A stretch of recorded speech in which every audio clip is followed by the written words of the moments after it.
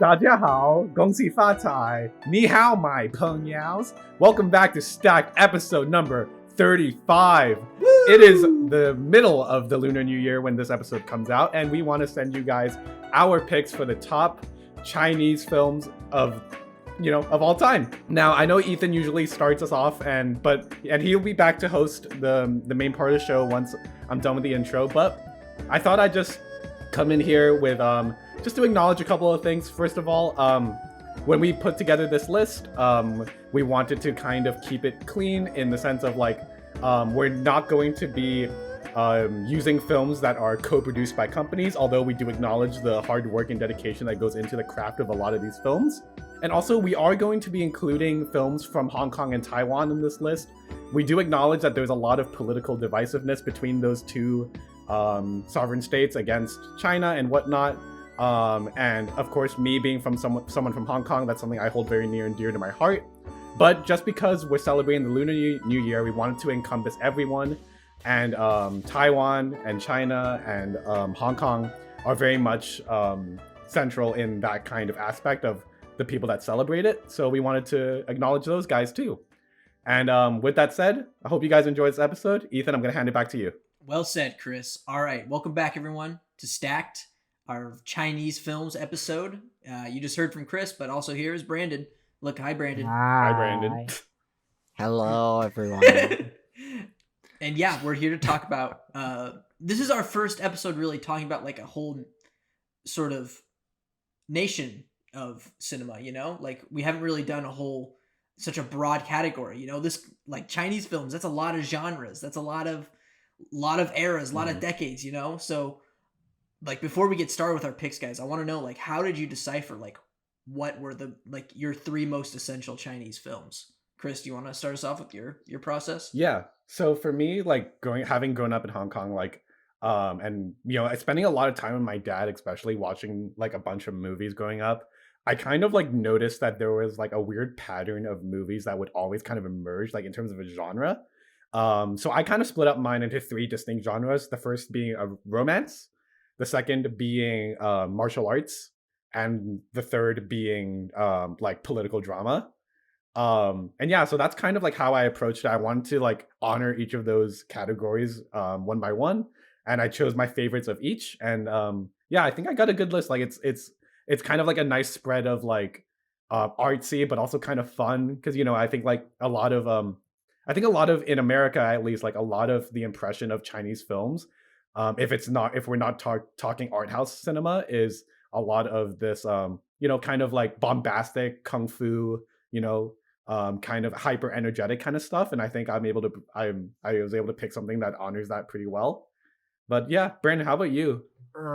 Okay, so I've only seen 7 to 10 authentic Chinese films that are not co-productions, that are like authentically from Taiwan, China, and Hong Kong. So my list was kind of small to choose from. Mm-hmm. It doesn't mean that I don't want to check out the region or country's films any more than that. It's just that I haven't, because as far as where we are in film, I've just heard better things about Japanese cinema. You fucking weeb. It's not just anime though. You got okay. I'm messing with you, man. No, this is gonna be a good episode. Good ass Sorry to cut you off, just because I feel like Chris will be our expert on these films, because yeah, you sort of you grew up around them, you these were a lot more accessible to you in your lifetime than it was to me and Brandon. So Brandon, I haven't seen that many Chinese films, but I think also like you, Chris, I found a good few that I wanted to tackle different genres, because this is a whole country's worth of cinema, multiple countries, and yeah, I think it's going to be a good episode. Sorry, Brandon, I cut you off. You want to say anything else about Chinese films? We'll see what happens. Okay, that's so obvious. See what obvious. happens. Well, no, it's not a bad thing. I'm just saying there's not a lot to choose from. So I've got some good stuff. Really good stuff. All right. Well, you're going to kick off the good stuff first, because you're first up on our little rotation here. But before we do that, of course, let's go over the rules. Once a week, we set a topic or theme, go our separate ways to construct our own 3-film stack. Then after a week, we come back here on the podcast and share our own stacks 1 film at a time. Then at the end of the show, we will mix and match our 9 films to make the ultimate decision on what quintessential 3-film stack we are checking out of this hypothetical video store. Brandon, Yeah. what is your first Chinese film? Okay, so my first Chinese film is a 2018 film. It's actually on Netflix, so if anybody wants to, like, watch it, it's available. It's called Us and Them. Anybody heard of it here? Anybody? No, I haven't heard of this. The posters for this are so beautiful, and I'm not really one to be like, hey, the poster for the movie is gonna dictate me watching the movie, but it was really intriguing to me because it's them in the snow and such. It was beautiful. But essentially, it's a story filmed in 2 parts. It's not 2 different films, it's 1 film, but it shows 2 different perspectives on one relationship. Like, think of how 500 Days of Summer plays with that relationship. In this case, it's like the past part of the relationship, which is in black and white, when they got together, and or it might be flipped, but regardless, one part of the movie is in black and white, the other part's in color, and one's like depicting like the present day like trajectory of their friendship and relationship after, and the rest of it is like when they met, etc., and like fell in love, etc. It's a really good movie, highly romantic. It's a small budget, so it doesn't really command the screen with any like awful visual effects that some international films are known for. I don't know if you guys have seen Wolf Warrior 2, but like, even though like China is like one of the highest, like they have one of the biggest film industries, for some reason like their visual effects just don't compare to Hollywood visual effects, and maybe that's a cultural thing. But in this case, like I feel like the script is like genius. It melds a lot of things. I like the characters a lot, and honestly, I love romance movies, and it really got to me. So I like it. It's actually kind of like, so was this film produced by Netflix itself, or was it sold to Netflix? Do you happen to know? I don't know, but my guess is it came out in China, and then Netflix saw it, and Netflix is trying to like obviously brandish their brand. Yeah. Okay, so I'm reading about it now, but it premiered at Cannes, and Netflix bought the distribution rights. Oh, okay. So it made $209 million between overseas and domestic. Wow. So it was a decent hit, to anytime a romance or something that's not like a sci-fi action makes over like $200 million, I consider that a success, because you're like doubling the size, not doubling, whatever, like times 20ing the size of their budget, right? So Netflix must have really seen something they liked, and I can see it. That's really cool how like I think like Netflix, because like I'm not sure if like those of you in the audience might not know this, but around the rest of the world, Netflix's catalog of films is much more limited in certain other countries.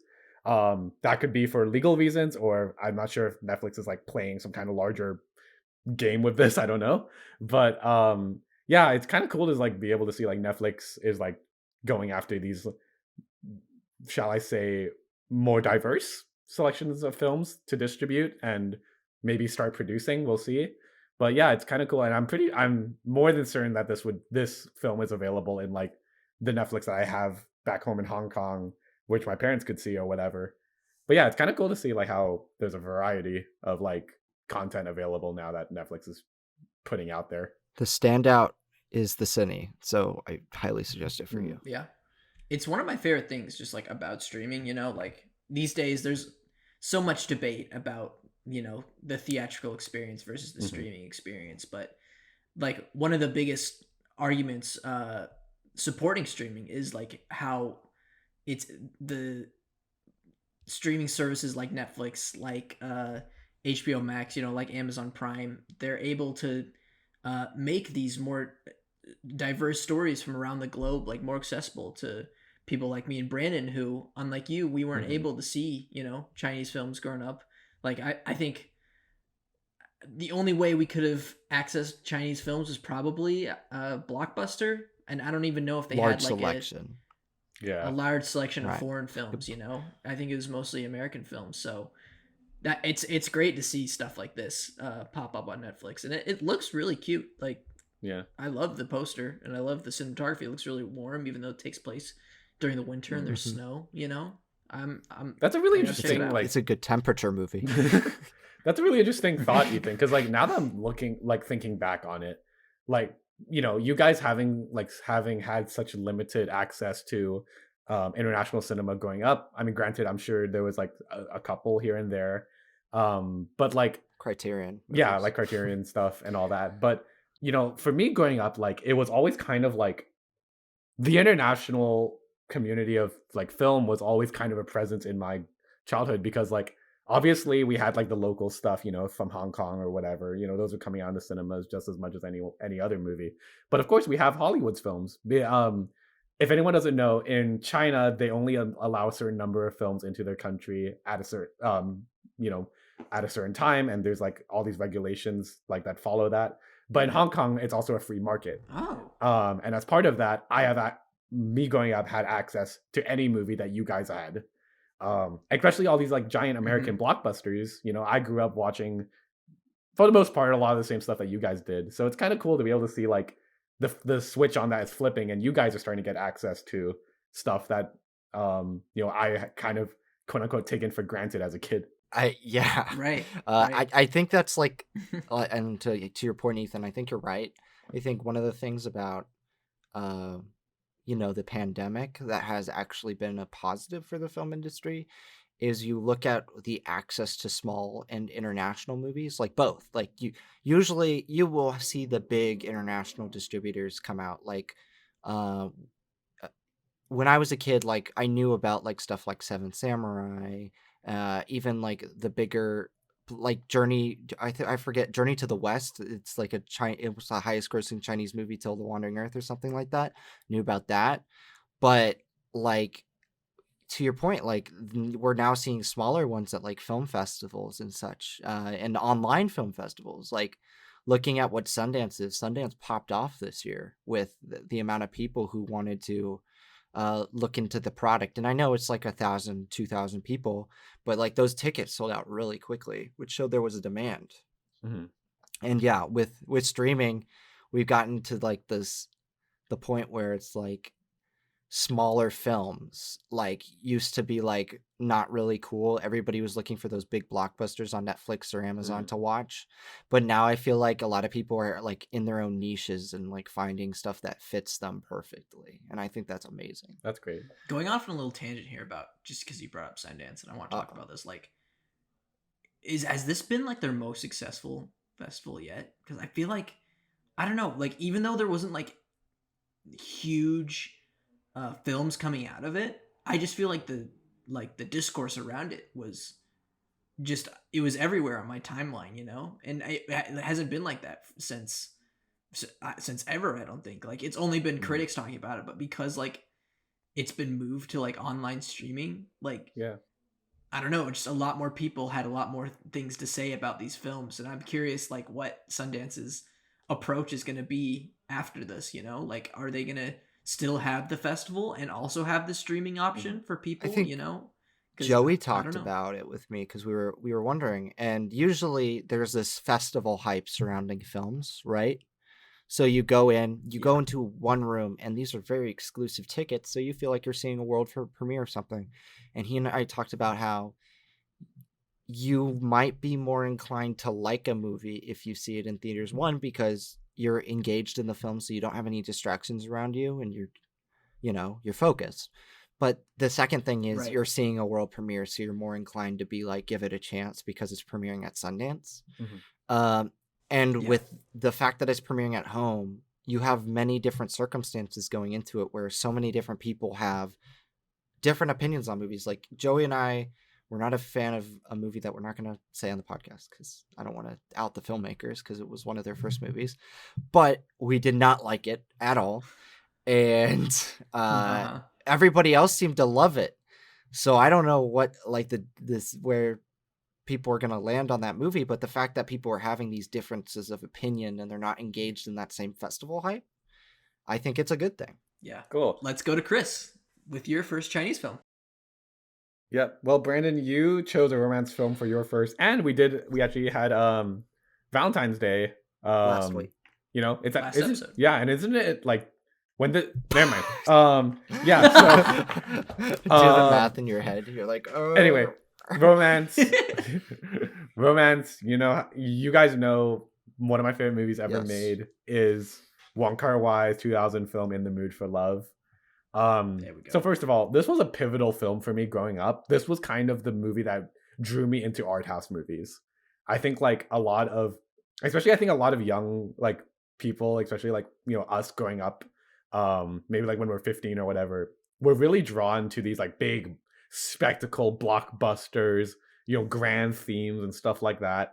But this movie really was such a down to earth refresher for me because it kind of like it stripped away all of the like giant scope and scale of all these movies that I had been drawn to and kind of funneled into a much more deeper you know, focus on these two characters that are some of my favorite like things to explore, you know, to this day. I mean, I'm more than likely going to write about this movie for my film studies thesis.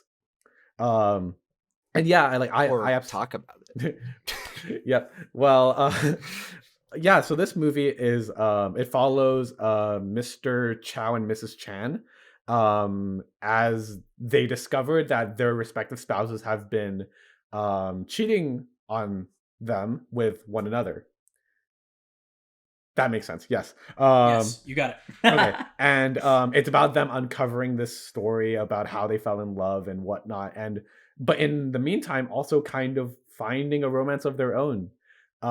It's a very twisted movie in that way, but it also is an incredibly heart-wrenching film. I don't think I've ever felt so like melancholic when watching this movie. It's so viscerally emotional. Everything is so like luscious and exuberant. There's such a texture to this film that just feels kind of romantic all the way through. And like, but what keeps drawing me back to this film is although yes, it's themes on humanity and love and romance and relationships and whatnot, there's also a slight undertone to this film about the idea of gays. And I think that's been heightened by Hong Kong's divisive relationship with China. There's this idea about like how Mr. Chow and Mrs. Chan are unable to consummate their romance for one another because they feel gazed upon by their neighbors, society at large, and in a way you could reconstrude that into a interpretation of China's relationship with Hong Kong. Of course, that's a big statement to make, but I've I've written about this before, and I've like heard like I've received praise from it from some film studies professors, so that's been encouraging. At least that's the way I interpret this film. I know a lot of people kind of just stick with it in the romance section, romance like kind of context, which is definitely like I'm more than certain is like the way to view this film. But yeah, I mean, this is such a romantic film for me. Like it's very much a film about unconsummated romance and love, and I eat that kind of stuff up all the time. And yeah, we've all seen this movie. Brandon, this is in your top 20? I don't know. Why don't you tell me? Tell me Well, what you I think knew about this you were movie. gonna pick it because I was like, "There's no way we do Chinese films, and he doesn't do one of his favorite movies of all time." So I chose not to pick it, not because I don't want it on the stack. I do. I just thought I want to give a shout out to another movie that I didn't think we'd talk about, and that was Us and Them. So I chose that romance. But I love this movie. I remember thinking it was really intimate and personal. The way like I do rate it in the lovey-dovey sort of context, but I think the director has a lot of restraint. Wong Kar-wai does, at least, where he doesn't like force something that doesn't need to be there. These are people in their own rights. They are not like they're not a couple first and foremost. They're individuals, and you see that as their relationship builds from being like strangers to being acquaintances to kind of being friends, kind of not being friends because of the situation. And that's a really fascinating dynamic to play with. And like another thing about this movie is like the visuals are so stimulating. Like the way they use colors in the film is really meaningful. I remember I texted Chris because he was in Hong Kong when I saw this, and I remember him wanting me to see the movie, and it was like 3 a.m. or something, and I was like, my review is up, and he's like, "What, you watched it?" And I was like, "Yeah." And he was and I went off in my review for it, like explaining like how it is a film that is so deceptively simple because you can read into it in very many different ways. And I think that's really great to do when you're talking about movies, because you shouldn't just have one interpretation of a movie. Otherwise, your movie is probably duller than people expect. But one last thing I got to say is every so often I get disenchanted with movies just because I've seen so many. Like, I still love them and I will like watch them, but like so often you have to take a break. It's hard to do one movie a day. I did that for like 2 years, as my boys know. I'm still at it. It's tough, dude. And you know, In the Mood for Love was one of those that comes around that you're like, it reinvigorates your passion for the film medium. And then you're like, I need to consume as much entertainment as possible, and it leads you down other avenues and stuff. So thank you for that, In the Mood for Love. Oh, you're welcome. Yeah, thanks, Chris. You too. Yeah. I know you made this movie. You're welcome. Yeah, I'm Wong Kar-wai, by the way. Ripped off mask. I am Wong Kar-wai. I am. No, Ethan. just going back to like our accessibility through streaming. I remember when HBO Max first dropped, this was like one of the first films I watched on it, just because like I never, besides probably like the Chapman Library, like this was like one of the only ways I could watch this He film. didn't have the Criterion channel. Imagine that. Shut up! Shut up! Okay. That's funny. Could you imagine being that fucking I was stupid? paying for AMC A-list, all right? I couldn't afford a Criterion channel on top of that. That was all right. Mr. Moneybags over there. Well, look at you now. You have no job. I have a job. Get a fucking job. What goes around comes around. So, In the Mood for Love. Yeah, I watched this film like right when HBO Max dropped. And it's a great film. It's a really great film. I love how it depicts romance. I think it's one of the more subtly romantic films, you know, like the tension is clearly there, but like, I just love how subdued everything is in it, you know, like when they're talking to each other, like at the restaurants and stuff like that. And like, it, like the cinematography is really Did cute. you say cinematography? Cinematography. You shoot it through like one of those Sorry, cinnamon I'm straws. Sorry, I'm thinking about sweets and treats. Oh, too many man. starbursts. I'm thinking about gumdrops and pancakes and sorry. The cinematography and the score. I think the score is fantastic in this film. Yes, that's you good. know. And I think it carries like a lot of that yearning for love and the subtleness behind these two characters' interactions. And yeah, there's not really much I could add because Chris, I think you laid it out perfectly. The framing. You're the welcome. frame within. You're welcome. Bro, I didn't say fucking thank you. I just said you did. Yes, I did want to acknowledge that as well. This is as a cinematographer, this is my magnum opus of this. Your is magnum what quality opus? cinematography is. I'm Christopher Doyle. How do I put it? Like this is my my muse. On My this muse. episode of It's my Stack, muse. on There this you go. episode of Stack, Yeah. Chris takes credit for all of In the Mood for Love. And Ethan No. can't stop thinking about cinnamon. Yes, but this is my muse. I adore the cinematography in this film. Its sense of framing, composition, movement, color. It's just so perfect. I can watch this movie endlessly. I think every cinematographer or anyone who's interested in visual design for film and cinema should check this out. It's just absolutely gorgeous throughout the entirety of its runtime. I can't recommend it enough, to be honest. But yeah, that's my first pick. Hell yeah. All right. We're going on to my first pick. And like I said earlier in the episode, I sort of like Christ. Like Christ. It is Like Wong Kar-wai. It has been a long day. I had to deal with some shit at work today. I had to clean out a fucking sink. Anyways, Too bad. Too bad. Cry more. Hey, at least I have a job. But that chicken tater melt from Jack in the Box was pretty Yeah, good. you're over there eating fucking Starburst and Jack in the Box and fucking puking. I didn't throw up. My dummy. You said you may have thrown up. I before did the not. podcast, I which did means not. leads me to believe that you did. I did not. So, Oh, hi. anyways, my first film is a horror film. I wanted to sort of broaden my genres here, so I got a horror film, I got a straight up drama, and then I got a comedy action film at the end. So Disappointing. my first film is a horror film. Chris, you and I saw it together in our horror class. It's a 2002 film directed by the Pang brothers. It's called The Eye. Now, The Eye. Oh, I remember this. I think this might have one of the scariest like moments in all of horror films. It's a good film. It's not a great film, but like the Pang brothers really like it's sort of like it feels like a James Wan film, sort of, you know, where it's like it's very sharp and cold looking, and yes, there it is, The Eye. And it's just like the scares are just like they really dig into you, and it's some really creepy stuff. So the film's about a violinist who goes blind, and she gets a cornea surgery, and after like she gets a new set of eyes, if you will, you know, she starts seeing ghosts.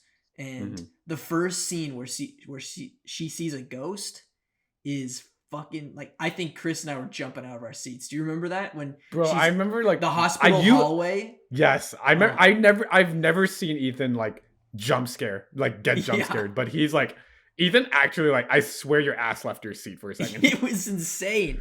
And then there's like the elevator. The elevator scene. I can't do the elevator. The elevator scene is insane, but the film is just like, it's this mystery of unraveling of whose like eyes are these. So she tries to figure out like why she's seeing ghosts through these eyes, and it just unravels to like a bigger plot and a bigger mystery, and it's really fun. It's a really fun film. It's a really scary film.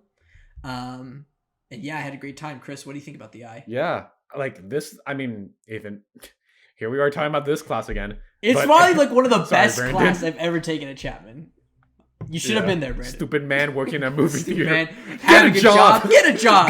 He got a job. Don't have that job, but get a job. But at that job I could watch all the movies for free. But not this movie. Not this movie. Stupid. That's not cool. But that's not cool. You can't talk to me like that. I'm sorry, Brandon. But yes, The Eye is a fantastic film. I honestly was really surprised by this movie. It is set in Hong Kong, and I was surprised I never even so much as heard about this movie, because like wasn't there like a really trashy American remake of this? I wouldn't doubt it. Alba I looked or something up was in The it. Eye, and there are 2 sequels, The Eye 2 and The Eye 10, and then there are 3 remakes.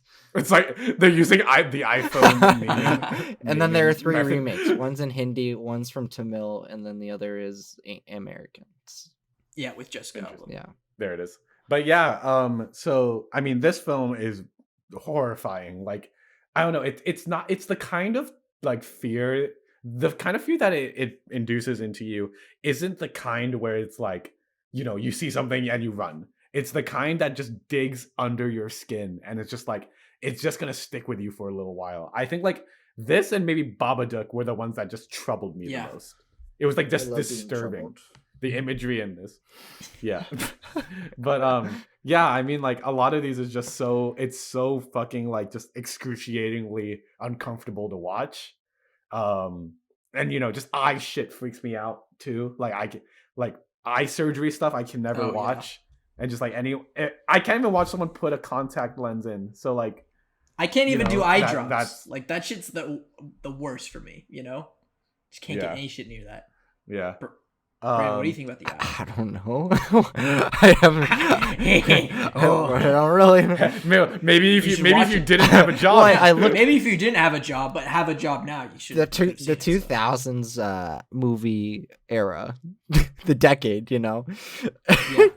To me, like the early 2000s, which is when the film came out, was like, it's kind of a spot where I don't really like the style of movies, and it kind of gives me that vibe from the poster.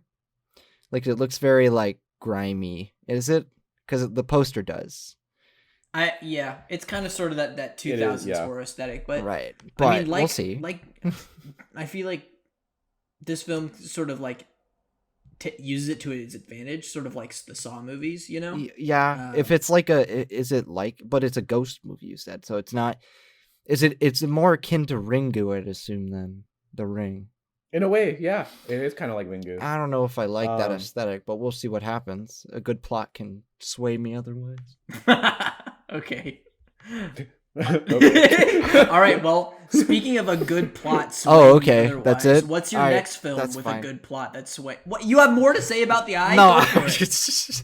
actually, No, we can go about this movie. Actually, no, I love talk about this movie. for This is my hours. favorite movie. What are you talking about? You don't want to go on to your second movie, Brandon. My second film I Troublemaker. watched with you guys.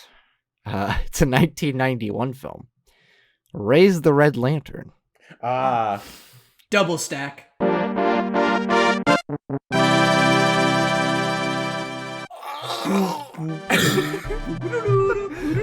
I'm kind of pumped about this, actually. Okay. This Well, is let's get pumped about it. Let's talk about Raise the Red Lantern. this was one of the first Chinese movies I think I'd ever seen, which is saying something because I've been alive for 20 years, 21 years. And the fact that I was able to like stay away from, I'm not trying, okay, that sounds bad. What? Not stay away. It was hard to find. You know what I mean, right? I guess so. But this is this is a movie about a woman who becomes a concubine, a servant for a guy during a war or like a wartime era, and she basically hangs on his whim, and it's very dark and disturbing and twisted because in the film she has relationships with other members in this compound, right? And there's some drama that goes down between them as, you know, some sweet secrets and twists are discovered. And there's jealousy and envy. And we love that in film. Conflict motivates action. And this is a very fascinating movie to watch, especially if it was one of your first Chinese films, like me. And me, which is why I picked it, because I feel like it has like sort of that sentimental value to me of like going into the film aesthetics theater, being like a little freshman, be like, oh, we're watching a foreign film, woo, you know. And this one, Man, that's the difference. That's the difference between the film studies and film production kids when they watch. Yeah, that's what exactly what I was about to film say. studies. Wow, look at all this, and then film production. I got, oh fuck. I got fucking bullied at a film aesthetics screening. What? For what? Where? Which one? I was talking Was to. it me? I was talking Was it to one of my Brandon? friends. No, I was like, seeing one of my friends like, imagine like you not wanting to go to these screenings. This is great. And then someone a few rows behind me went, imagine not wanting to go to these screenings. And I was like, oh. And I was like, And that was a film aesthetic screening. it was probably What? they looked like a senior film prod major who's like forced to do this class, you know, and they're like probably pissed. What kind of senior film prod is doing film aesthetics? No, I don't know. They looked way older than me, and they're like, ooh, imagine if you like, why don't you show up to this? And I was like, what the hell, man? Yeah. Anyways. You pay the tuition. Go to the fucking screening. Yeah. Anyway, It's free movies on a giant screen. Yeah, Raise the Red Lantern. Very intense film, you know, about women. One could say. And Brandon, can I quote, Don't can you I dare. quote you on No. your, yes. Yeah. Wait, yeah, no, yeah, yeah. because it's still there on your Letterboxd review. I can't quote you. The opening of Brandon's review for Raise the Red Lantern is, this movie is totally mistitled, and it should be called Bitches the Movie. Am I wrong? Honestly, Am I wrong? your most iconic... Yeah, That's one of your best lines. I think that is your most iconic review ever. Why did I like it? I'm liking it right now. And I kind what of makes wish. it even I better. kind of wish that were the whole review. Yeah. That should have been the whole review. What makes it even better is Aiden, friend of the show, just railing into you in the comments with like a comment just as long as yours. Hey, Anyways, I like the movie though. That's the thing. I'm like, I don't disagree with you. I'm just making a haha. You know? No, but like, I think it's one of the most like one of the darkest melodramas I've ever seen. You know, where it's like sort of like a melodrama, but it's also pretty dark. You know, and I think that also has a lot to do with, like I mentioned with Raise the Red Lantern. Like, no, I mentioned with In the Mood for Love. Sorry, the cinematography in this film I think is excellent. Like, you're in like this. You're kind of just in like this compound for the whole, this mansion for the whole film, you know? It's pretty epic. And it's pretty epic. It's like separate houses with like this walkway, and the way like every character is framed within this house is super interesting, and it's sort of like gives you like this impression of how these women characters in this film kind of feel trapped, and sort of like that there's no way out of it. And it's interesting to see like sort of this like competition between the women, the tension between them, and like sort of a discussion on like generational themes, you know, where there's like the older mistress against the newer one, and like how they feel about each other and stuff like that. And yeah, it was a really I remember having a good time watching this with a big crowd because of like the drama in this film, and like everyone in the theater would be like, oh shit, you know, and stuff like that. And yeah, it's a great movie. Chris, what do you think? Yeah, I mean, I didn't see this movie up until I watched it with you guys either, and I was kind of like just I was pretty taken aback by how like it's a surprisingly quiet movie for such an intense like story, to be honest. Like all like the kind of like the way the concubine and like has to navigate, you know, her way through this kind of like especially nowadays like very like archaic and kind of twisted like ecosystem of living is really like engaging, because I think it's so foreign to us as a concept that like it's just endlessly like just enthralling to see how people navigate through it. And like you said, Ethan, I love the cinematography in this. It has this kind of nice, it has like this really nice middle ground between like sweeping open vistas and like really intimate compositions. Yeah. I think it's like, I don't know, it just has that kind of delicate imagery that I think fit this film beautifully. I do think the film has like is a bit, how do I put it, slower than I would like. Absolutely. I think like Yeah. it does take its time a lot, and I know that works for a lot of people, but for me at least, when I watched this movie, it didn't quite line up with the way that I was feeling about this movie throughout. Like there were moments throughout the film where I'm like, oh, it'd be cool if we can pick it up and like get like, you know, start getting this mystery like unfolding and get moving, but like it's a lot slower than that. And I know that's for a reason for sure, Character but building. you know that, yeah, definitely. But like like it just kind of like it threw me off, like I guess like in terms of pacing. I don't know how to describe it better than that, but other than that, like it's actually still a really great film. Yeah. Yeah. Production design. It's very impressive what they did. It looked Yeah. super like, I don't know where they filmed this. If they filmed this in a studio, I don't think they did. But if they did, like they made it look like the real thing, you know, like a real like sort of castle and compound, right? And it was very warm and very cold. Like there were moments that are like you want to like wrap yourself up in a blanket because it's so cold. But there are moments in it where it's like, oh my god, it's scalding and I don't want to be here. It's so tense. I don't like it, you know? Yeah. And I love that. I love that what is that? What is that? All the Chinese films I've seen, they know how to control temperature. It's wild. Those damn Chinese know a thing or two. Those about damn temperature. Chinese, they sure know how to control that temperature in their movies. All right, well, with that, Chris, do you want to go into your second film? I'm sorry. I'm sorry. I'm so sorry. Brandon, I don't think you're gonna get canceled for saying Chinese people are good at controlling temperature. It makes me sound fucking crazy when you take it out of It kind of sounds like a compliment if you ask me. They're so the way they do it is so magical. I'm sorry. I just love the way you said it. I'm sorry. I'm sorry. I'm sorry. All right, Chris. Okay. Well, my second film is a movie that I watched a lot with my dad growing up. It is probably one of the most fun kung fu films out there. I think you guys are probably thinking I'm gonna say Kung Fu Hustle, but I'm not.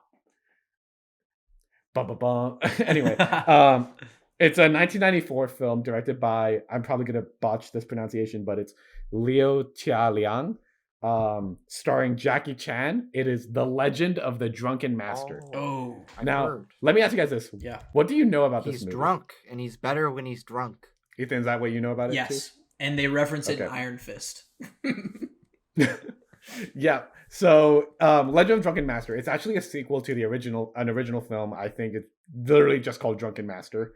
But it's set a couple years in the future, following that movie, and it is just a really it captures the same level of fun and enjoyment and just insanity as that first film, because Jackie, like, he is so much more powerful in this film when he's drunk, and the way as a performer, Jackie is like infamously one of the most physical, like, moving and like expressive performers in the world. And I think this is one of his best roles, because him playing drunk is so perfect, because he gets to use every part of his body, and the way he fights while drunk is absolutely hilarious. You can see it in his face that he's drunk the entire time, but he's beating ass while he's doing it, and it's so funny and it's so great. I mean, his stunts are as good as ever. But what makes this movie special as well is that in this movie, the central conflict is about is a battle between foreigners who are trying to export these Chinese artifacts back to the West. Now, obviously, there's some moral and cultural and economic, tension there. Right. And, kind of speaks true to like this whole aestheticization of culture that I think that's kind of like plaguing a lot of our culture today. I mean, Blind Spotting is a good example of that. And so is like Chocolat. I think they talk about that in that movie as well. Oh, yeah. Wait, am I thinking about Chocolat? Yes, the end of that Claire movie. Denis movie. Yes. Yes. Yeah, not the Johnny Depp one. For our listeners. Just so we're clear. Yeah. Yes, but really it's the drunken boxing style that keeps coming back to me. It's just so engaging, so fun. I don't know many like stuntmen / action performers that are as engaging to watch as Jackie, because of the way he uses a space is so engaging. I love the way he uses the environment. Everything's just great. It's a total fun joyride from start to finish. Yeah. Drunken Master. Tom Cruise is as engaging. What? Nah. Oh, okay. Okay. No, one thing I want to say about Jackie Chan, I haven't seen this film, but like he needs to be like up there with like Charlie Chaplin and Harold Lloyd and stuff like that. Is like he really elevated slapstick comedy and implemented like fighting choreography and stunt work, to make it like, I wouldn't necessarily like, it's not like goofy funny like those guys, but it's like, it's just so viscerally entertaining, like what Jackie Chan can do in his films and stuff like that, Mm-hmm. And I need to check out more of his features. Like, do you have any other like recommendations? Like, what do you think are like essential Jackie Chan films? Oof, man, that's a big list. Hang on, let me think. Okay. Brandon's a big fan of this director, but Rush Hour. Oh yeah, Rush Hour movies. Brandon's a big shout out to Brett, my boy Brett. Police Story 3 Super Cop. Mhm. They reference that in Hot Fuzz. Oh yeah. Nick Frost is like, Super Cop. Find the cop who can't be stopped. I don't know. Let me think. Enter the Dragon. He and Bruce Lee get into a fight in that movie. Oh, nice. Yeah. I I'm have a trying to think of myself for saying this, recommendation. but Yeah. yes, go for it. The Spy Next Door. Come on, guys, let's go. Have you seen Dude, this? he uses a Let's fridge. go. He fights with a Let's fridge. go. He fights with a fridge. That was my first experience with Jackie Chan as a kid, and I was like, oh, this is wild. If you want to see, kind of random, but if you want to see Jackie's more dramatic, like, acting chops, Yeah. not the best movies in the world, but you get to see a little bit more of it in The Karate Kid and The Foreigner. Oh yeah. Not great films, but he does a good job in them. Kung Fu Panda, I don't know if you can count that, but he does a good voice voicing Monkey. He voices Monkey. Monkey. Monkey. But yeah, Jackie Chan. All right. You're the biggest Jackie head I know. Yeah. What about it? Yeah. Okay.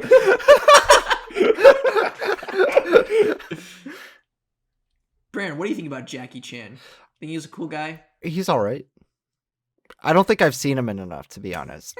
Like he was in some American film before, but like that's the extent of my Jackie Chan knowledge. And I've honestly been meaning to check out the Police Story films and, of course, the Drunken Master films because those are well known here. I think I've just been carried away by other action cinema. John Woo, you like John Woo? I do like John I Woo. like his stuff. The only live action film I've seen Jackie Chan in is the Around the World in 80 Days with Steve Coogan. Wow, that's really that movie's awful. That's a remake too, so it's not even like an original movie. What an idiot! I don't know how I look at this kid. What an idiot! He hasn't seen The Spy Next Door, starring Jackie Chan. Well, I'm glad you didn't say it's pathetic because when Brandon says something's pathetic, it gets me to my core. Ethan shrivels up and dies inside when I say. Or when you say, "Well, that's disappointing," like what you did with Aquaman. It's still true. It will never change. All right, Legend of the Drunken Master, great pick. Bad pick, good movie. All right, well, since I already did Raise the Red Lantern, let's go into the final round here, Brandon. Yeah. Your last pick. Oh yeah. Oh yeah. My last film is a Taiwanese film. It's by Edward Yang, my man. Oh. It's Yi Yi. I know what you're gonna say. Yi. Never mind. That's not what I thought you were gonna say. I thought you were gonna say Brighter Summer Day. It's a good movie, but that's a good movie. I think Yi Yi's his better movie. This movie, I think the reason why I have problems with A Brighter Summer Day is mostly pacing wise, and I don't mind a slow movie, but it does take a while, and I didn't really care as much about the characters as I did in this movie, Yi Yi, which generally had a more focused story about a family growing up in Taiwan. And there's a lot of beauty to it because it's just a middle class family living their life. And I know that sounds like, well, how could that be interesting? But the way, like, you love this family because they resemble your family, regardless of like if you come from a family that is like westernized or not. This is a family that anybody can relate to as they go through like marriages and deaths and like almost deaths, like near death incidences, and like trying to start a business and stuff like that. Like it feels so slice of life, which I really appreciate. And the guys know I love slice of life movies because, and I don't really know why I like them. I love the idea of witnessing another way of life and then making comparisons, but also seeing the beauty in the differences. And Yi Yi does that perfectly. Not only that, but this film has a lot of deepness to it. Like I think the themes in the film about growing up and about like stress between expectations and where you're going to end up are really interesting. And there's some great camera work here too. I just can't recommend this movie enough, guys. I don't know if you've seen it. So Edward Yang is an epic director. You could have included his films in the epic movies. Well, because they're they're long. Anyway, I haven't seen any of these movies, but I've been meaning to. But they're long. This one's 174 minutes. My God. Who's got time like that these days? Who's got 174 minutes free on their hands these days? You know Everybody does because they're living in their homes. So you should stop making excuses and you should watch the movie. I have a job. That's my only excuse. Chris should watch The Irishman, and you should watch E. Oh, wait, you haven't seen it yet, have you? What? The Irishman? Who, me? No. Brandon. No, yeah, I. Oh no, Chris hasn't seen it. Yeah, I've seen it. I haven't seen it. Wait, where am I? Sorry. Get a job. Chris, talk about Edward Yang because I know you haven't seen Yi. Yeah, so I've seen Brighter Summer Day, and I was very surprised by that movie. It was very long.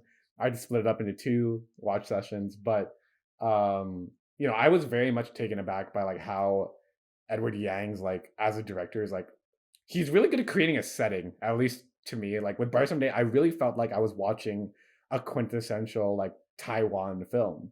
I think it spoke very truly to, like the discourse of Taiwan about like their politics and their society. And, obviously me not being someone from Taiwan, I couldn't possibly know it fully, but I felt like I got at least a good gaze into it.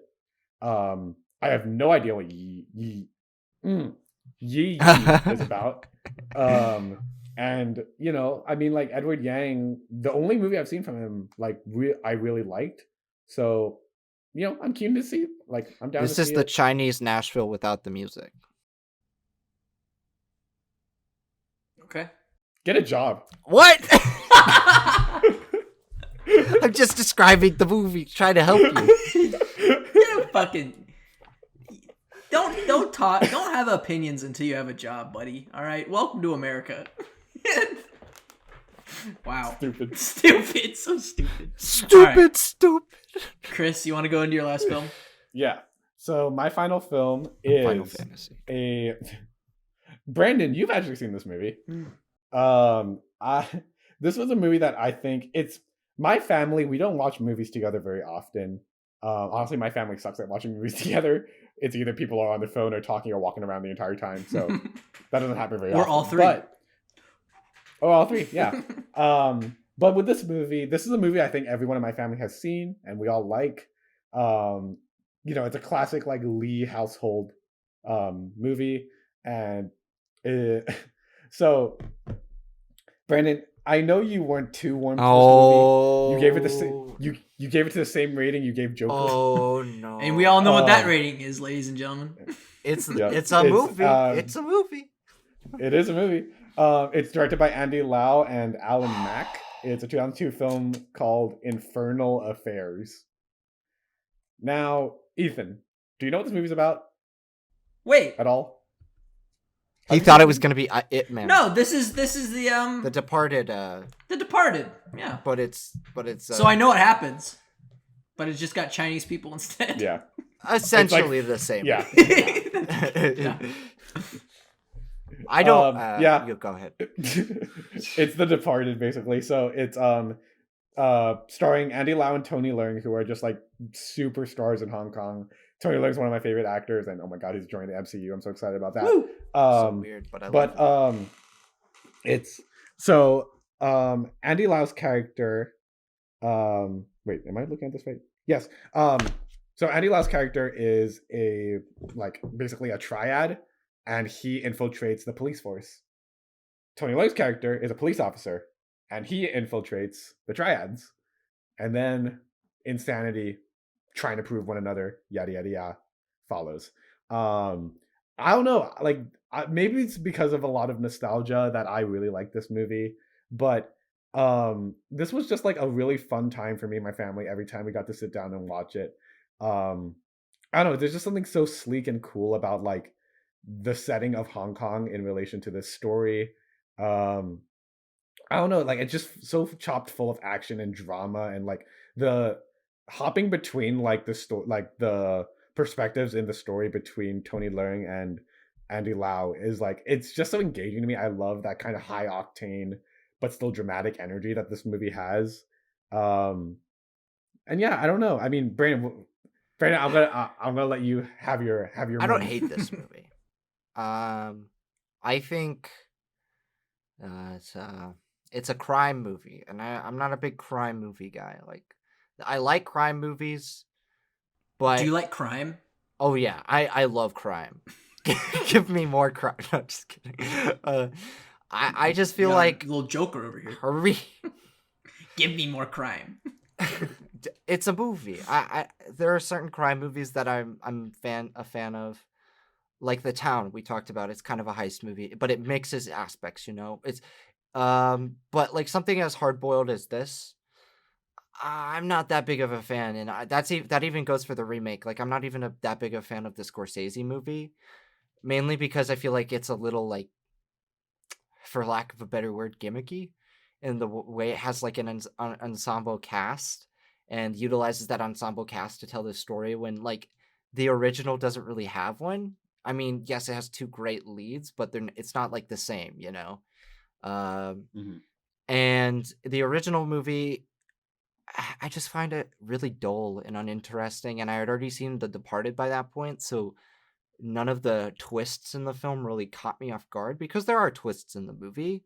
Whereas, like, when I saw The Departed, there were twists that made me enjoy it just a little bit more. But when you lose that X factor to it, it loses some of its effect. That being said, it's still interesting. I think the imagery in this movie is great, but it also has that early 2000s horror crime look that I was just talking about with The Eye that I'm not a big fan of. But I don't hate this movie. Mhm.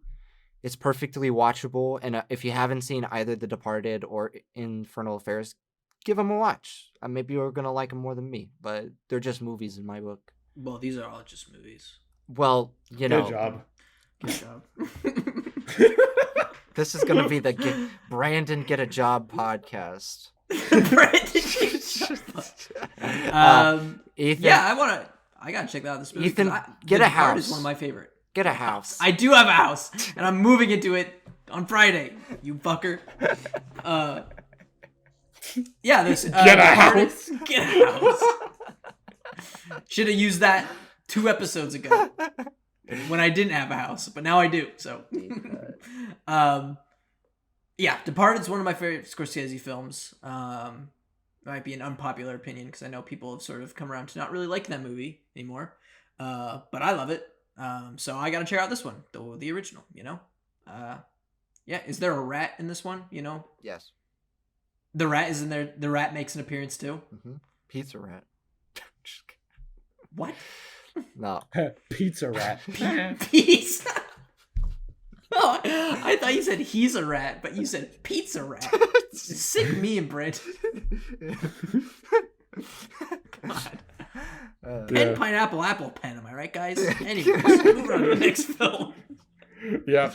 All right, great pick. No. Okay, it's on to me for my last film. Chris, you mentioned it when you talked about Legend of the Drunken Master. Yeah. This is one of the coolest action films I've ever seen in my life. Kung Fu Panda, yeah. let's go. It's the closest I think anyone has ever come to like matching the aesthetics of animation in the live action medium. You know what I'm saying? Absolutely. And that, of course, is Stephen Chow's Kung Fu Hustle. Now, if you guys haven't seen this film, I don't know, like the plot, it's just like a dude wants to join this gang, and then he sees the gang like starting attacking like this little like slum town area, you know, and he decides to just like to defend it instead.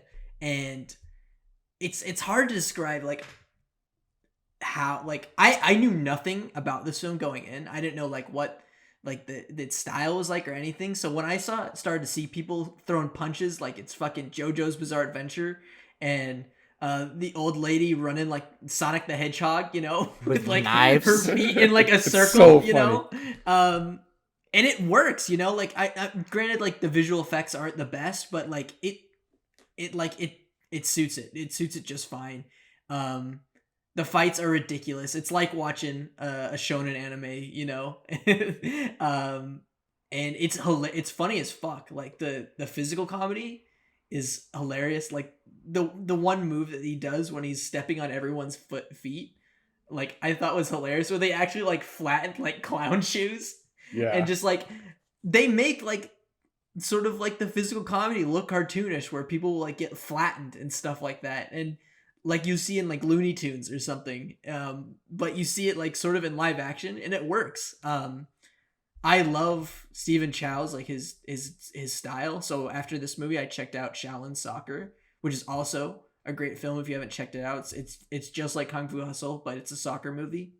And yeah, I know you guys have both seen Kung Fu Hustle. So what do you guys think? It's pretty good. Yeah, it's pretty good. I remember seeing it. I think the only experience I had them at the movie, I think, is either film aesthetics or film history. Afra or Sharma showed us a clip, and it was the clip of like when he first like, you know, when the gang first gets to the city. Yeah, And there's like lightning in the background, and it's all over dramatic and extra, but it works for the movie. You're right. It feels like a cartoon come to life, sort of, but it's a mature cartoon. Like it doesn't lose any of the like action and gore that you would expect out of an action movie or even a kung fu movie for that matter. But it's extremely high paced, quick, energetic, just really fun, balls to the wall, you know. It was my fourth pick because like I was gonna pick this, but it was my alternate. So I was like, I'll keep it in my back pocket just in case. Right. But yeah, it's a really fun movie. Great pick, Ethan. Could you guys imagine if you guys both double stacked and then shut me out of the episode? You're not getting shut out with In the Mood for Love on your list, Chris. Oh yeah, that's gotta be on there. But yeah, I mean, I love Kung Fu Hustle. I think like the thing that it does like that I find so admirable is like I think a lot of these kung fu movies, like especially like these older ones, like they kind of have like either they're kind of like the Bruce Lee type, you know, it's kind of slow and a bit more methodical in their kung fu. But then you also have these kind of like giant exuberant like you know, like actors on like wires jumping with swords and dramatic lighting and all this crazy stuff. But I think Kung Fu Hustle, it hones into the insanity of that beautifully. I think it knows exactly what kind of movie it's making. And just owns it all the way, and just like it's like, you know what, in this kind of scene, yeah, their feet are gonna get flattened, so let's flatten their feet. So they just go with those poor actors, man. They actually did that shit. They're all dead now except for Stephen Chow. But yeah, it's such a fun movie. Like it really does just feel like a Chinese like kung fu film made for kids come to the live action medium. Yeah, it's so like just insane, and it just like I don't know, it just has that kind of quality to it that is just absolute insane. I mean, like look at this poster. The guy's holding a hatchet and a lollipop. What does that say to you? He falls in love with a girl who runs a lollipop little cart. It's so cute. I think like you can't really like relate this film to anything in like American cinema. You know, maybe the closest thing you can is Scott Pilgrim. Kingsman. Kingsman maybe. Kingsman, I was like gonna say Vaughn. Who Framed Roger Rabbit a little bit. But that's still animation, you know? Like it's half and half. Yeah, I guess this is technically still animation. It's computer graphics anyways. Okay. Well, there's our films, everyone. Before we go down to why are you putting your ass in the microphone? Are you farting? What are you doing? No. What is he doing? Brandon, what are you doing? He made a stupid comment. Who? Who? You. Me? Yeah, you. What'd I say? You were talking about how it was CGI is kind of animated, and I go, it's not CG. It's not CG. What is it? It's 2D animation. No, I'm talking about Kung Fu Hustle. Oh! Now it makes sense. You made a rude comment. Get a fucking job. Anyways, before we get down to figure out this final stack, let's go over our film, starting with you, Brandon. I'm unemployed. Yes, my films. Let's see if you do it in order this time. I had Us and Them, Raise the Red Lantern, and Yee Yee. Yes! You did it. All right, Chris? I had In the Mood for Love, The Legend of the Drunken Master, and Infernal Affairs. And I had The Eye, also Raise the Red Lantern, and Kung Fu Hustle. All right. I have a proposal. Oh, fuck. I have a proposal too, but Chris. I think we all okay. I think it might be the same list. I think we all have the exact same list. I'm gonna say them one by one, and you guys say yes. Yeah. Or no if it's not included. Okay. Okay. Raise the Red Lantern. No. Yep. Just kidding. So Raise the Red Lantern. Yeah. In the Mood for Love. Mm-hmm. Yep. Kung Fu Hustle. Yep. Oh, Brandon, what were you thinking? Yeah, what are you thinking? Oh no, that's what I was thinking. I don't know what you were. Motherfucker. All right, yeah, there's our stack. Yeah, but how do you want to order that? I say we do Kung Fu Hustle first, and then I say we do In the Mood for Love last. I agree with because you are left with a haunting feeling in yourself, and you got to look in and be like, "Oh my God, what have I become, or what will I become?" Oh my God, why am I still unemployed? Why am I not in love? Why am I not in love? Both of those questions are very personal. You're right now. You're the Uncut Gems Howard meme where he's like, "I'm so fucked up." All right, well, those are movies. Let's run down. Let's run down Stack's official Chinese film, our final stack recommendations, starting with Stephen Chow's bombastic kung fu film, Kung Fu Hustle, where things you can only believe could happen in the animations come to life in this film. It's your eyes will be glued to the screen from beginning to end. There's not a moment where it drags, and it's visceral entertainment action in its purest.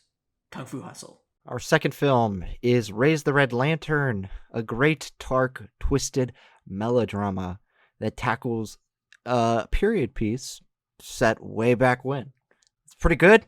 Check it out. It's not about any. Yeah. It's not about bitches. That's what he's trying to say.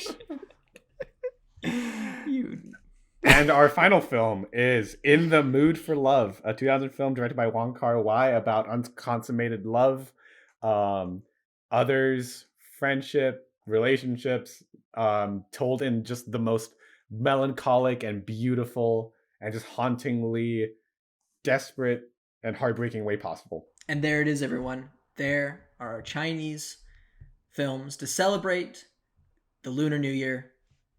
I'd like to thank everyone for listening, and I also we got to talk about this, guys. These past few episodes, we've gotten like our Epic Movies is almost at 300 views. That's fucking insane. What is going like? What? Where is all this? Who are you people? Who are you people? Why are you listening to us? What if it was just me and I was just watching at 300? You're just Over. Brandon has like 200 computer TV screens just playing all at the same time. All right, play. No, but like, hey, thanks for being curious. I bet we're popping up on that recommendation on the sidebar. You know, we're sorry. We're sorry. We're sorry. We're being put on there, but hey. Thank you for your listenership. We really appreciate it. And if we keep getting numbers like this, you know, quality will go up. I bet we'll have more passion into putting into this show. Video. Our senior year. Yes, we want to plan at some point in the future, probably after we graduate, just because we're so busy right now. But implementing video into this podcast to make something a little bit more special for our YouTube listeners, you know? Video essays and such. Video essays. Should we put all of our thesis essays on Stack? Yes. I think we should. Yes. Yeah, look forward to that. And commentary tracks, maybe. We don't know. Some commentary tracks. I think. Let us know what you guys want. Yes. Let us know what you want on Twitter, Facebook, Instagram. The YouTube comments. The YouTube comments. Oh, the YouTube Oh, the YouTube comments! Look out, it's the YouTube comments! Oh!